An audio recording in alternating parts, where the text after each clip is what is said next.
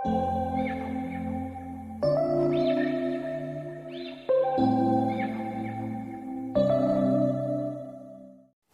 Every one, welcome back to my channel.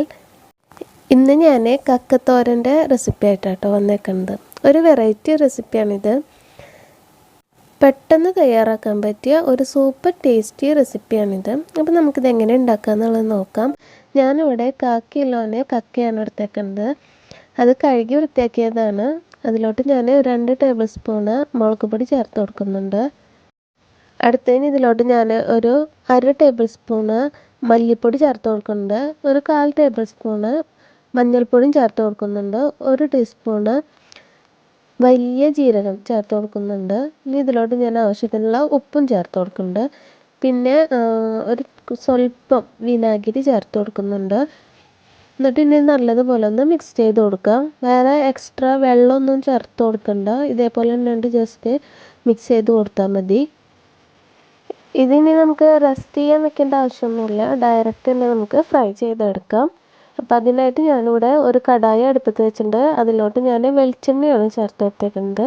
വെളിച്ചെണ്ണ ചൂടായിട്ട് വരുമ്പോൾ നമ്മൾ നേരത്തെ മസാല പുരട്ടി വെച്ചിട്ടുണ്ടായിരുന്ന കക്കത്തിലോട്ട് ഇട്ട് കൊടുത്തിട്ട് ഫ്രൈ ചെയ്തെടുക്കാം.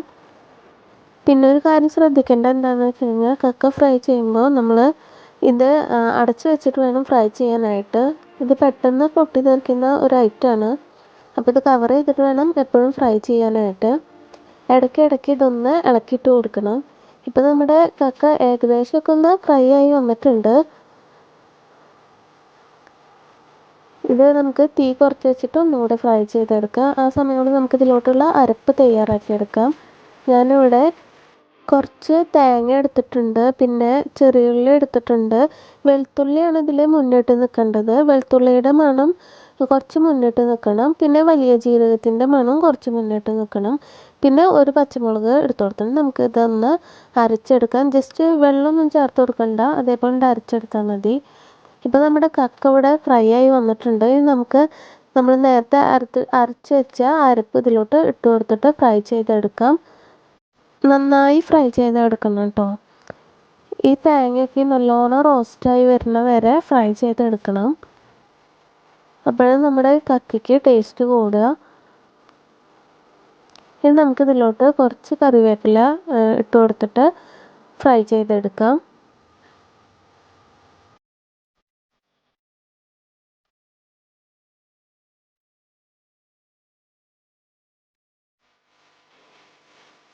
ഇപ്പം ഞാനിതിൻ്റെ ടേസ്റ്റ് നോക്കിയപ്പോൾ കുറച്ച് ഉപ്പിൻ്റെ കുറവുണ്ടായിരുന്നു. അപ്പോൾ കുറച്ചും കൂടെ നമുക്ക് ഉപ്പ് ചേർത്ത് കൊടുക്കാം.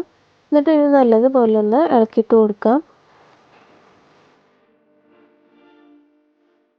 ഇപ്പം നമ്മുടെ തേങ്ങയുടെ കളറെല്ലാം മാറി വന്ന് നല്ല റോസ്റ്റായി വന്നിട്ടുണ്ട്.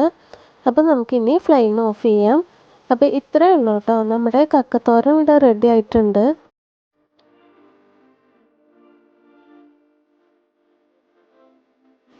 ഇനി നമുക്കിത് സെർവ് ചെയ്യാം. കക്ക ഇഷ്ടമുള്ളവർക്കൊക്കെയും ഒത്തിരി ഇഷ്ടപ്പെടുന്ന ഒരു റെസിപ്പിയാണ് കേട്ടത്. അപ്പോൾ ആരും ട്രൈ ചെയ്യാതിരിക്കരുത്, എല്ലാവരും ട്രൈ ചെയ്ത് നോക്കണം. നല്ല ടേസ്റ്റുള്ള ഒരു അടിപൊളി റെസിപ്പിയാണിത്. നമുക്കിത് എല്ലാത്തിൻ്റെ കൂടെ സൈഡ് ഡിഷ് ആക്കാൻ പറ്റിയ ഒരു റെസിപ്പിയും കൂടിയാണിത്. അപ്പോൾ എല്ലാവരും ട്രൈ ചെയ്ത് നോക്കിയിട്ട് എനിക്ക് ഫീഡ്ബാക്ക് അറിയിക്കുക. എൻ്റെ ഈ ചാനൽ ഇഷ്ടമാണെന്നുണ്ടെങ്കിൽ പ്ലീസ് ഒന്ന് സബ്സ്ക്രൈബ് ചെയ്യുക. തൊട്ടടുത്തുള്ള ബെല്ലൈക്കന് കൂടി പ്രസ് ചെയ്യണം കേട്ടോ. പിന്നെ ഈ വീഡിയോ ഇഷ്ടമായെങ്കിൽ ലൈക്ക് ചെയ്യുക, ഷെയർ ചെയ്യുക, കമൻറ്റ് ചെയ്യുക. Thank you.